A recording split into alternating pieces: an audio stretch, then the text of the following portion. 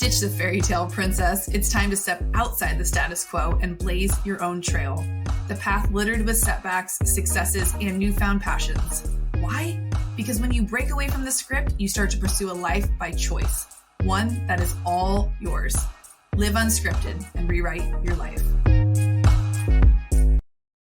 Girl, you are going to love today's episode with my girl, Risa Kostis. She is a seasoned style expert, speaker, and entrepreneur based in Phoenix, Arizona. She is the founder of top Arizona styling company Rise Consulting and CEO and co-founder of the Rescue Kit Company, which is a fashion emergency kit for brides and beyond. She is someone I look to for confidence when it comes to dressing and really just owning your personal style. We talked about so many awesome things today, but one of the main things that stood out for me, actually two, were the things we spoke about in regards to setting boundaries. Risa's boundaries are airtight, and I love what she shared about her boundary setting with her girlfriends. You'll want to be sure to tune in for that. And then also around taking risks and networking. We both attribute so much of our success and our growth in the last couple of years to putting ourselves out there and networking with people we might not otherwise get a chance to meet.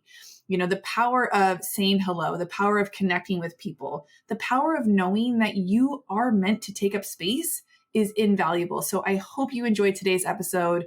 My girl Risa did not disappoint. Set Boundaries, Find Peace was the book that she recommended. And I'm going to be sure to grab that. I'll put the link in the show notes for you guys, but I hope you enjoy today's episode. Okay, so I'm so excited that you're here. I have been wanting to have you on the show for so long. You and I met, how did we meet? Did we meet through Lindsay? You. No, I think I stalked you. Wait, we have a ton of mutual friends. And I know through Powerhouse, I've seen you do all the styling with Lindsay for her events. And I mean, are you sure I wasn't stalking you? I think this was a mutually stalker conversation. Whatever. I'm so glad the universe connected us. And I'm so happy to have you on the show. Risa, can you just you do so many rad things. There's been many times in my last year to 3 years since I've known you that I'm like, God, I just want to be her.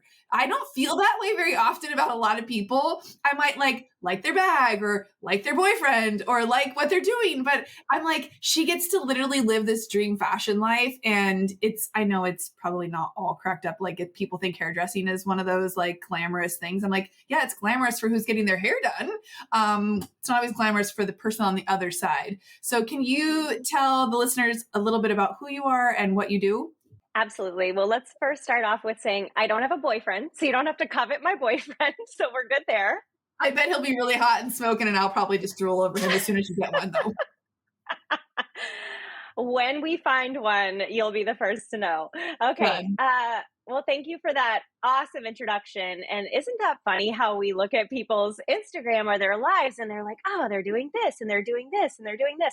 You know, that's such a compliment, but it's not always as rosy as it looks. Let's all just clear the air there. Yeah, totally. But I do appreciate that so much because I do have my hands on a lot of different things. And actually recently my mentor said to me, what's the one thing you want to do? What's one thing? Because you are doing so many things. And I really had to think about that. I was like, I have to pick just one. I said, if I had to pick one, I would go all my eggs in the rescue kit basket. So, and we'll talk about that in a second. And I'm kind of answering your question in a backwards way, so I apologize. But I promise there's a reason. And then I saw him the next day, and I said, I'm thinking about a lot about what you said about what's the one thing I want to do. And I said, I don't want to pick one thing. I have to do them all. I believe that you can be multi-passionate and you can be a multipreneur and that you can put your eggs in a lot of different baskets. You can throw all your spaghetti against all the walls and see what sticks. And if you don't do that, I feel like you're going to wonder. So for me personally, I will never stop doing all the things. Now, does that mean that some things are not getting 100%? 100%. Yes, absolutely. But I don't ever want to look back and say, I didn't take this risk, or I didn't attempt this business, or I didn't go and partner with this person, even though I have no experience or no business probably working in that field. So anyway, I just wanted to share that little anecdote. But to answer your question, I guess currently the resume would read wardrobe stylist and style coach. So most of my styling has evolved from being in person with clients and really pounding the pavement and pulling from stores and running around like a chicken with my head cut off, to more style coaching. So you can book sessions with me on my website. And it's really kind of like high level style coaching, high level advice on what to wear to an event or how to pack, or just, kind of that like next level. It's not as much hand holding as it used to be, as it is, here are the tools. Go do with them what you will. I'm a resource for you, but I'm really like a business coach in that way for fashion. And then I'm also, and I'll dabble a little bit in the closet clean out and things like that. I still have the clients that are like, please don't ever leave me. So I'll still sprinkle myself in that way. But really, it's that high level coaching. And then I'm also, I founded a product line called the Rescue Kit Company. My sister is my business partner. So we make fashion emergency kits for brides and beyond, if you will. But our focus really is on our hero product, the Bride Kit. So that kind of came from my experience as a wardrobe stylist and bridal stylist, and curating this professional kit that sort of had every little trick and tool and resource that I would need to prevent and solve wardrobe disasters. And when I found myself sewing a bride into her wedding dress moments before she walked down the aisle, I knew that it was time to bring it to market and put my brain in a bag and sell it to people so they could have all the tools to feel empowered to solve their own issues. So Rescue Kit is really my little business baby that has pushed me to the ultimate limit in terms of being a founder.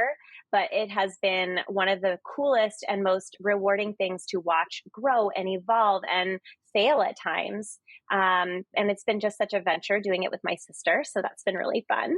Oh my God, And then yeah, it's great. And lastly, I just joined a wellness company, which is so far-fetched. And people who know me from the fashion industry are like, what is she doing in wellness? But there is a backstory to that too. I mean, I suffered from PTSD and depression after a car accident when I was 17, and I never really had the tools in my toolbox to heal. And it was such a long journey, and a journey of self-discovery, and a journey of really having to dig deep and find a way out of it on my own. So when I met the founder of this company, it's called Cadre, and it's basically a human optimization platform for people to live their best life, to go and have the tools in their toolbox with authentic, vetted wellness creators telling them what worked for them in real life, and really just giving people that guidance, that inspiration, those tools to be able to go out and deal with these things that people are often not talking about in businesses or just in life. There's a lot of stigma around anxiety and depression and suicide, and people are really having a hard time navigating these times in this world that we live in. And after everything that I had been through, when I met this founder, I actually met him running a half marathon up and down somebody's driveway. And we just bonded. When he told me what he was doing and I told him just my passion for entrepreneurism, we had this gravitational pull toward each other. And I just knew I needed to be a bigger part of his mission. And after we got back from the race and we sort of recapped, and he told me more about what he was doing, I just knew that there's always been this wellness side of what I do in the styling industry. And I've always been a cheerleader for people. I've been more than just somebody who tells them what to wear. I've been their confidence coach. I've been their partner in crime. I've been the person that they tell their deepest, darkest secrets to when I'm dressing them in their closet. And it's a very vulnerable time for them when they're getting dressed. And I've realized wellness is so connected to what I do, and taking care of people is who I am. It's just a huge part of who I am in my soul. So when I really thought about it, it made perfect sense to get into the wellness field and exercise that part of my expertise. So here we are. And those are all my 8 billion jobs. That's amazing, but you can see how they all tie in so beautifully together. Like one wouldn't exist without the other, and you wouldn't have gotten to this last piece that you're involved with now if it hadn't been for your journey of getting to do all those things. And so many of my beauty entrepreneur family industry listened to this podcast back when it was called the Beauty Inspires Beauty podcast. That's what I built, my entire business on for 22 years. So you are speaking to your people when we we can feel what you're saying with like being that person for so many of our clients. You know, it's so intimate and vulnerable to sit in someone's chair. It's like the moment you put your hands on somebody, we've heard all the stories and shared all the energy in the space, and often we're the first to hear certain things that are going on with people's lives. So it all makes perfect sense when you lay it out like that. So I'm so glad that you've come to this place where you're accepting this can be part of what you do as well, and not seeing yourself as someone just on the receiving end, but someone who can also give that help. I think sometimes we feel we need to be so many steps ahead of the people we want to help that we hold ourselves back from helping them at all. When sometimes just sharing your story or being able to connect and be relatable is enough. And then I'm sure the framework or tools or whatever that this company has will empower you to learn more on how to take care of people or work with them in some sort of capacity. So I think that's awesome. It makes sense to me, especially the way, you know, from how I know you and all that. So let's talk about that, because you and I share something, a love of connecting with people, right? Networking, putting ourselves out there, connecting people with people. That is like a skill set that did that develop as you started your fashion styling career? Or was that something kind of innately, were you that little girl who always just was like, you know, bringing little friends together or groups? I try to think back for myself, and I'm like, I just like people and I like attention and I like to be part of the group. I like to be included. I love that you just said that. I like attention. I I do. I I fully said that to somebody this morning on a call, and I was like, you know what? Let's just call a spade a spade. I like it. I like to feel like I'm making a difference. I like to feel like I am the connector. I'm the connector in my family. I'm the one who's like, don't forget, it's Dad's birthday today. Like these are things that are important to me because I don't know, it gives me a sense of being. It gives me a sense of feeling like I'm a part of something and that I'm helping people to be more productive in their life. And I don't know, is that codependency? I don't know. But like either way, I see it as helpful, right? But it's funny that you should ask that because I do think that it was always inside of me, but there were times when I suppressed it. And I think I always wanted to be the person that felt like they were at the center of the gatherings and at the center of the friend groups. And I've stayed connected, get a hold of this, to my second grade teacher. I still call her every year on her birthday. Wow. I sang in her wedding, so obviously she was a huge part of my life, but every single year I'm making that call and sending that text and telling her I love her. And so there is this, it is in my soul. It is a part of who I am. There's always sort of been this like, you can rely on me mentality. And it got stronger after my car accident when I had to take a step back from college and get out there into the business world on my own. And actually, funny enough, started in hair and makeup for weddings. That's how I really got my launch into beauty and fashion. But when I realized that that networking needed to be next level was at that time, because that was what was going to get me by. It wasn't going to be about what I knew. It was going to be about who I knew, which was the cornerstone of my life and my life mantra. And I realized, Risa, you better kick those networking skills into high gear. And not only that, but don't ever burn a bridge. And, you know, my mom always said that to me. You want to leave a job wishing that they weren't losing you and waiting for the day that they can hire you back.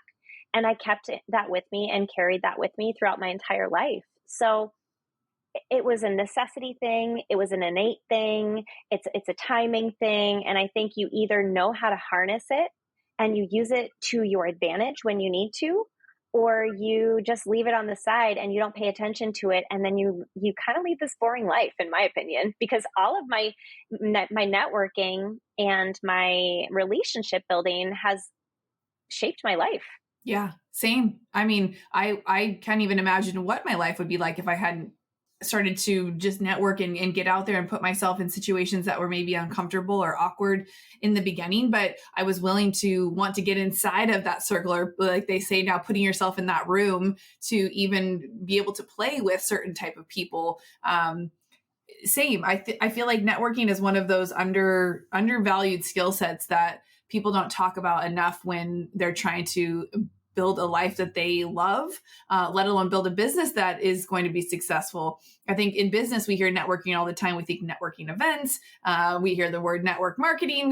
Networking is one of those things. But if you ever want to build a community, or if you ever want to build a brand, networking is the key to your success. Because if you can't talk to people, or if you can't share your message, or if you can't answer the way you did when I asked you, what are you doing? What are you up to? You have to be able to share that in a way that is clear, that someone can understand. Do I want to play with her? Do I want to buy from her? Do I want to hire her? Like, I want to network with you, but at the same time, like, I think it's that skill set that so many people, we're innately friendly when we're little, right? Like, we want to have friends. We want to be around people. It's a skill set that everybody has, I think. And then somewhere along the lines, we lose it. We lose it because we weren't accepted. We lose it because we weren't invited. We lose it because it didn't give us what we thought it was going to give us. And now I think you and I are a part of this awesome girl gang that's out there in the world right now that is just being at all the things. We're like, we can't network enough. And it's brought in so many beautiful friendships, and we wouldn't have met otherwise on social if we hadn't been networking online. What are some ways that putting yourself out there has like brought in so much value for your life? Obviously friendships, I'm sure business opportunities, but can you speak to some ways that you can kind of recall that networking like really played a huge part in where you're at now? I can tell you the biggest one. The biggest one is, well, I'm a really powerful manifester, and I know you love human design. I listen to your podcast, so I know how you feel about that. And I do believe that if you write it, you become it, it happens. If you think it and you visualize it, it will happen for you. And I do think that, on the other side of what we were just talking about with marketing, I do want to say that there is a side of me that also really loves to protect her energy. So even though, as an adult, we have this understanding that the more you network and the more relationships you build, that, the more opportunities will come your way. But I do think for people listening that it is important to have some discernment with that, right? And to really protect yourself and to protect your energy and to protect your sphere and your ideas and all of that, and really have like a discerning eye and a critical eye and ear and heart when it comes to the right type of person. So just wanted to say that, but I'll tell you this story. It was like the beginning of the pandemic, and didn't know what was going to happen to my business, and all these balls were in the air, and just big question marks around everything for all entrepreneurs and just people in general. And I decided to join Jesse Itzler's Build Your Life Resume program, not having a clue really who he was. I just happened to see him on his wife Sarah Blakely's stories, and he had this crazy fold out calendar and was like, I'm going to plan my year on this calendar and I'm going to carry it around with me everywhere. And I was like, whatever that guy's selling, I'm totally buying it. He looks so fun. I want to be friends with him. I feel like we would like have a great conversation, and we'd just laugh and be silly. And he just seemed like somebody I wanted to be friends with. So I was like, screw it. I don't have a ton of money sitting in my bank account. And this is probably the most irresponsible thing I could do during a pandemic. Like, who's joining like masterminds in the middle of a pandemic, and who's joining huge networking groups and communities and spending all this money? But you know what? I was like, I don't care if I have $10 left in my bank account. I'm going to join this group. And I started sort of manifesting and writing down that I was going to be friends with him. This is, if he listens to this, he might think this is so creepy. But anyway, it's a great story. So I started journaling and saying, my future gratituding and just grateful for the community, grateful for the opportunity to be friends with Jesse and to get to know him like on a friendship level, because I really did see myself becoming friends with him. Well, about a year later, I re-upped for his program again. And we really had some DM exchanges and, just interaction, like normal interaction when you're in somebody's group. There were hundreds of people, but, certain people I think connect in certain ways. So he announces that he's coming to Arizona to run his Ultraman race, to do his Ultraman bike swim and run. And I just bravely voice noted him in his DMs and just said, hey, who's picking you up from the airport for Ultraman? I'll come grab you. I'll bring some groceries and some bananas, and I'll pick you up and just make sure that you get to your destination, because I live here, It went a little something like that. And he writes me back and he's like, deal, circle back at the end of the month. So, I mean, it was just this like, you couldn't even believe that this was happening because, he's got a lot of people that want to spend time with him and he can have a car service pick him up, all of that. But it was one of those situations where I saw it happening. I knew I wanted to be a great hostess to him, whether or not he was coming here for me. I wanted to show him that we were hospitable in Arizona and I was in his networking group and in his community. And I wanted him to know that there are people cheering him on for his very big thing that he was putting on his calendar. I mean, that race is no joke. 6-mile swim, 52-mile run, 171-mile bike. Like, just to know that there are people cheering you on. I don't care if you're Oprah Winfrey. If there are people at the end of the race with signs, it means something to you. You're still human, right? So anyway, the opportunity came to fruition and I did pick him up from the airport with a homemade sign and a box of bananas in my trunk. And now here we are a year later, and I can safely say I am friends with him. And it has just evolved into this really great mentorship. I call it friendtorship. Like he's a mentor and a friend. And it's just kind of evolved into this really cool opportunity to be in the room with some cool people. And it just goes to show that putting yourself out there and networking yourself in such an uncomfortable and weird way, like who leaves a voice note saying, I'll bring a car full of bananas? I mean, it's so weird, but it worked. And I think that those are the types of situations that you have to put yourself in order to be noticed in a world full of people who are just trying to pitch their ideas and get a second with you. Oh my God, what a great story. I mean, that's the whole podcast today, guys. I honestly, because we overcomplicate things, myself included. I'm sure Risa's overcomplicated many other things and situationships before, but that literally, I have actually done similar things where I've reached out and said, you know what, I'm leaving a voice note. If they want to talk to me, cool. If they don't, that's okay too. No, pressure around what happens with it. But if you don't put yourself out there, nobody can find you. And that quote right there is relatable to if you've got a product or a service or a business or you trying to meet somebody. If people don't know you exist or that you want to help or that you want to be a part of their world, then they're going to find somebody else. And I think when you take the time to put yourself like, hey, me, I'm here, and you're waving your hand,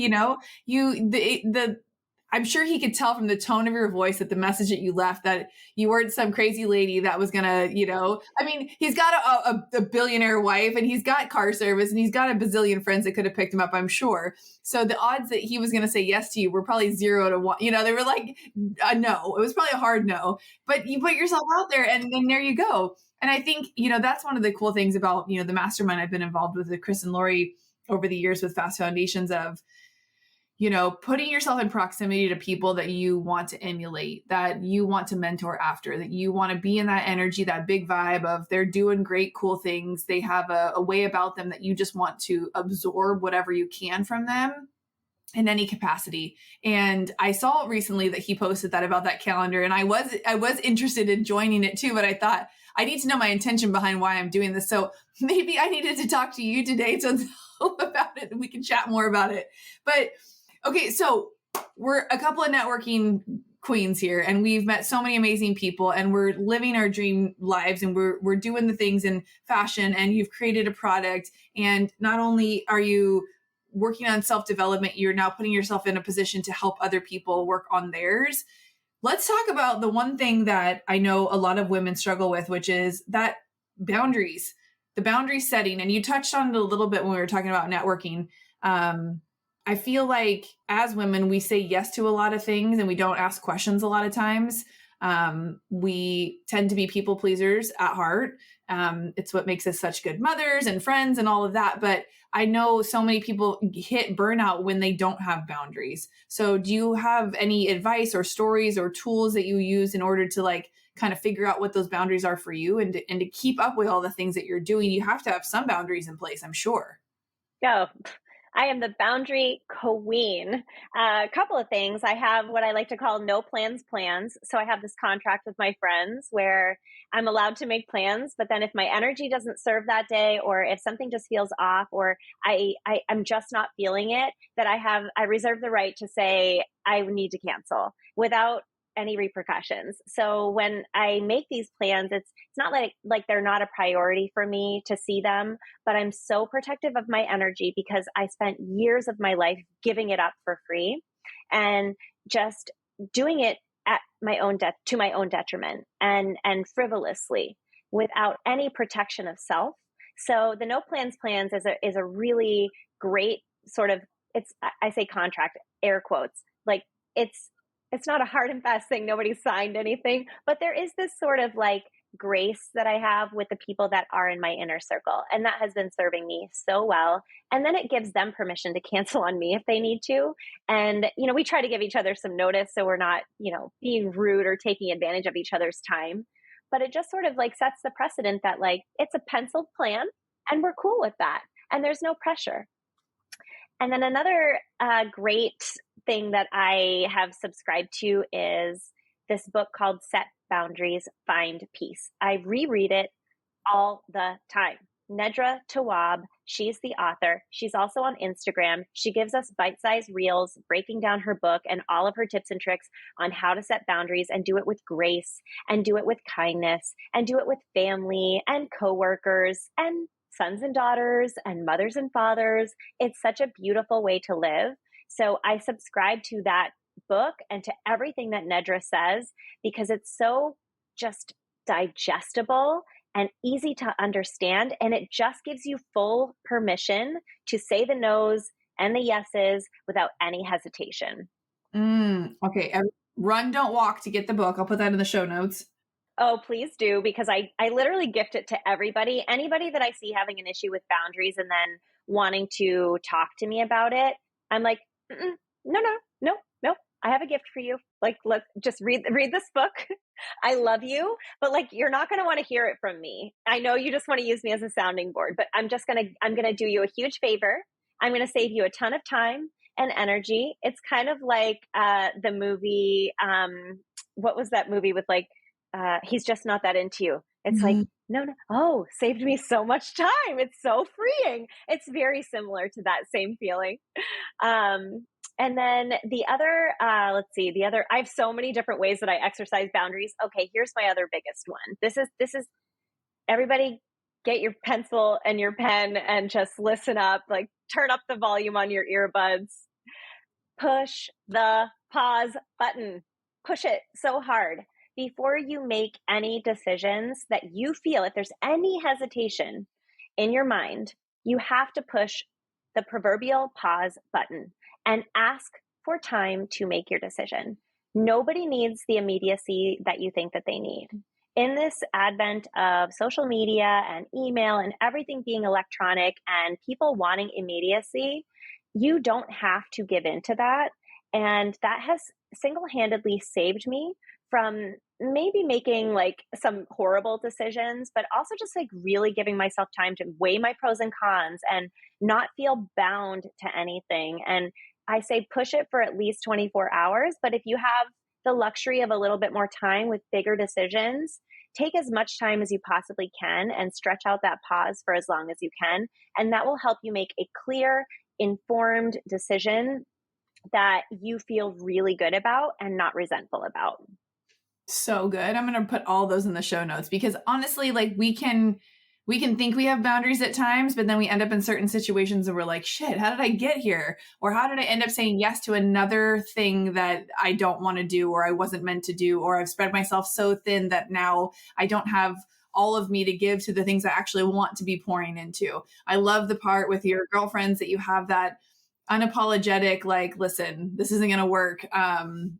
Grace with one another, because that's such a big deal. And I know we hold our friends to a certain expectations sometimes. And I think having those conversations up front just create that vulnerability of like, listen, you don't want to be in my energy tonight. I don't have anything to give you. And if you run at the levels that we do, you know that I mean it when I say that tonight's not the night.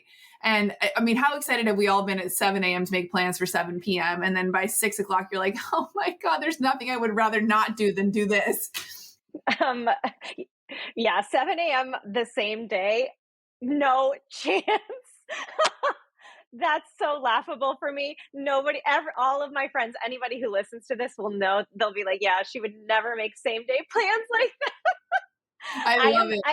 I went from like 0 to 60. My entire life was people pleasing. I was bullied as a kid, so I got all of my sort of what's the word I'm looking for? I guess the feeling of inclusion. I felt like people needed me to say yes, or I needed to say yes, I should say. So I felt accepted.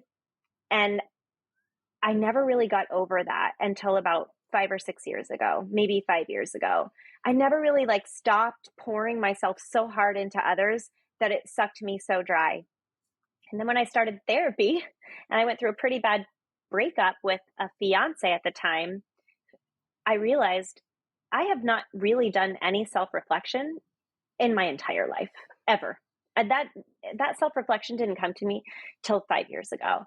And it was detrimental to my health, my mental health. It made me make horrible decisions. It just burned me out as a human being for so long. So I do joke that I went from like 0 to 60 with my boundaries.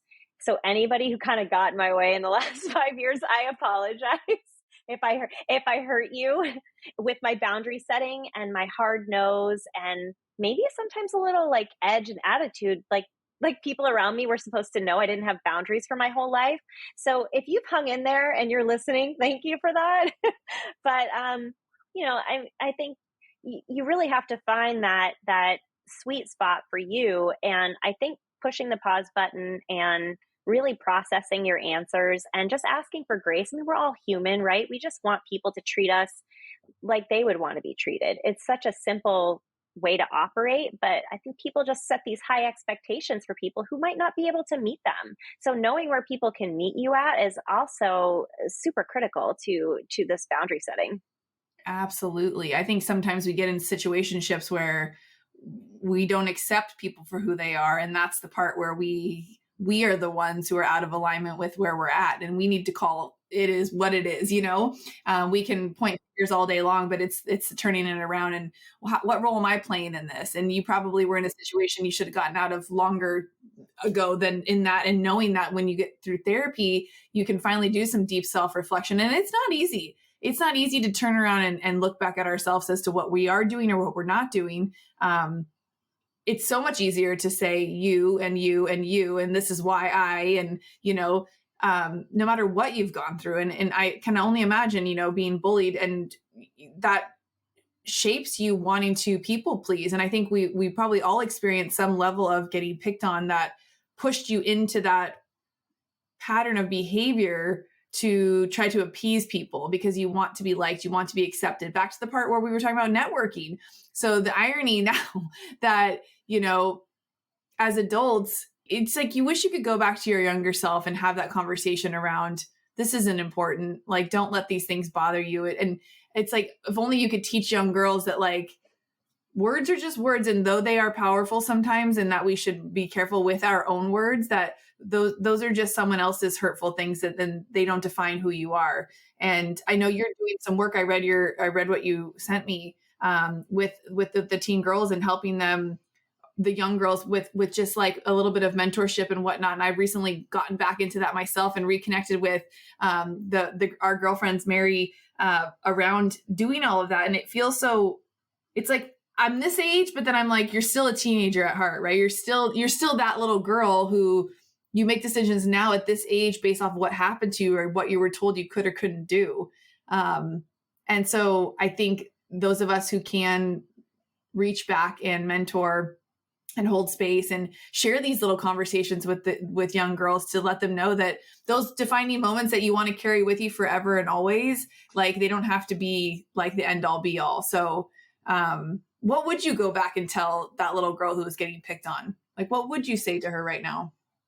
Oh gosh. I mean, so many things. I think this is something that I've worked through in therapy so much. Like, those people, first of all, those people are not going to be around for the rest of your life. And I think that's a choice that we aren't given in a small town. When we grow up in a small town with, only 300 people in your graduating class, it's, it's not something that's told to us. Where there's this idea that you're going to stay in this small town and you're going to marry somebody from high school and you're going to see these people for the rest of your life. So you better, you know, lie in the bed that you've made. And so I would first of all tell her that she's going to be doing much bigger things and she shouldn't worry at all about what these people think. But there is just hindsight at the end of the day. It's so different, you know?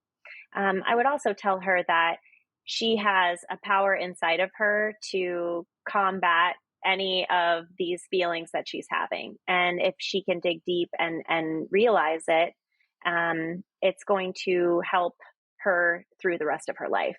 And I think that's something that we don't teach young girls enough, that they all have their own beautiful gifts and individual power to overcome anything. I mean, gosh, to think that girls aren't on each other's sides sometimes growing up is just so sad to me, because girl power is such a strong thing.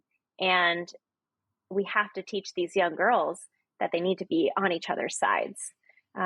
So I think younger Risa knew that she had some gifts, but felt forced to suppress them and embarrassed and shy around being big in the room. But I would go back and tell her that being big in the room is what's going to serve you later in life. And I still struggle with that in my adult life.